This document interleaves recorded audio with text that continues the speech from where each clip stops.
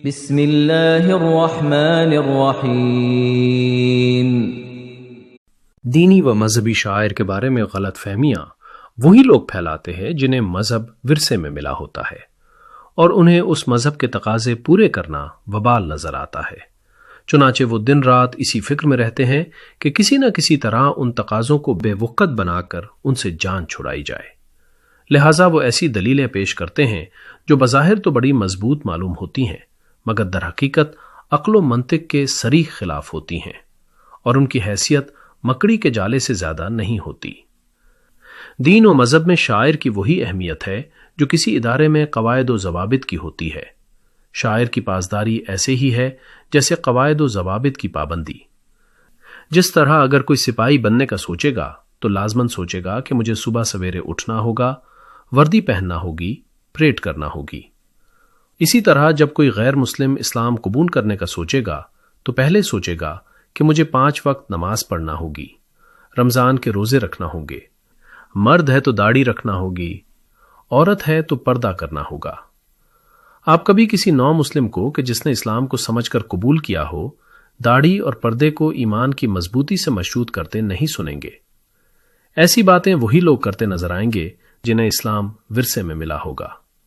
ان کے نام تو مسلمانوں والے ہوں گے مگر ان کے دل اسلام اور شاعر اسلام سے متنفر ہوں گے، کیونکہ جس طرح وردی ایک سپاہی کی اولین پہچان ہے، اسی طرح مسلمان مرد و عورت کی پہلی پہچان ہی داڑھی اور پردہ ہے۔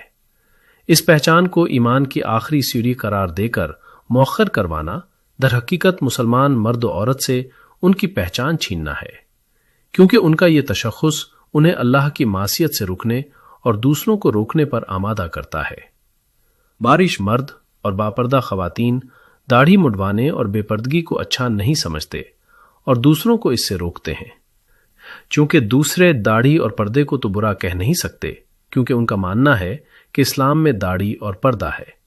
چنانچہ وہ کبھی بارش اور باپردہ لوگوں کی خرابیاں گنوانا شروع کر دیتے ہیں اور کبھی کہتے ہیں کہ داڑھی اور پردے کی بات مت کرو، صرف ایمان کی دعوت دو، جب ایمان کامل ہو جائے گا تو داڑھی اور پردہ بھی ہو جائے گا۔ ان کا یہ کہنا ایسا ہی ہے جیسے کوئی سپاہی یہ کہے کہ ابھی وردی پہننے کا تقاضا مت کرو اور ٹریننگ پر توجہ دو، جب ٹریننگ مکمل ہو جائے گی تو وردی بھی پہن لوں گا۔ جس طرح داڑھی یا پردے کے ساتھ غلط کام کرنا گناہ ہے، اسی طرح نیک اعمال کے باوجود داڑھی مڈوانا یا بے پردگی کو رواج دینا گناہ ہے، اور اس کے لیے غیر منطقی اور خلاف عقل دلائل پیش کرنا اس سے بھی بڑا گناہ ہے۔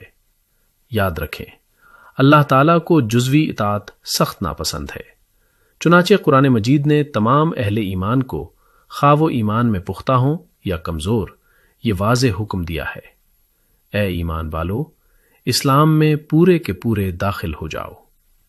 لہٰذا قارئین سے التماس ہے کہ دینی معاملات کے ضمن میں کوئی بھی چیز شیئر کرتے وقت انتہائی محتاط رہیں کہ کہیں لا علمی میں ان لوگوں کا اہلکار نہ بن جائیں جو دین کو موم کی ناک بنا کر اپنے تابع کرنا چاہتے ہیں۔ اللہ تعالیٰ سے دعا ہے کہ ہمیں دین کا صحیح فہم اور پورے دین کو اپنانے کی توفیق عطا فرمائے، آمین۔ ابو ثناء اللہ عبداللہ محمدی کی تحریروں، تبصروں اور تجزیوں کے لیے فیس بک پیج دفاع حق کو فالو اور یوٹیوب چینل دفاع حق کو سبسکرائب کریں۔ شکریہ۔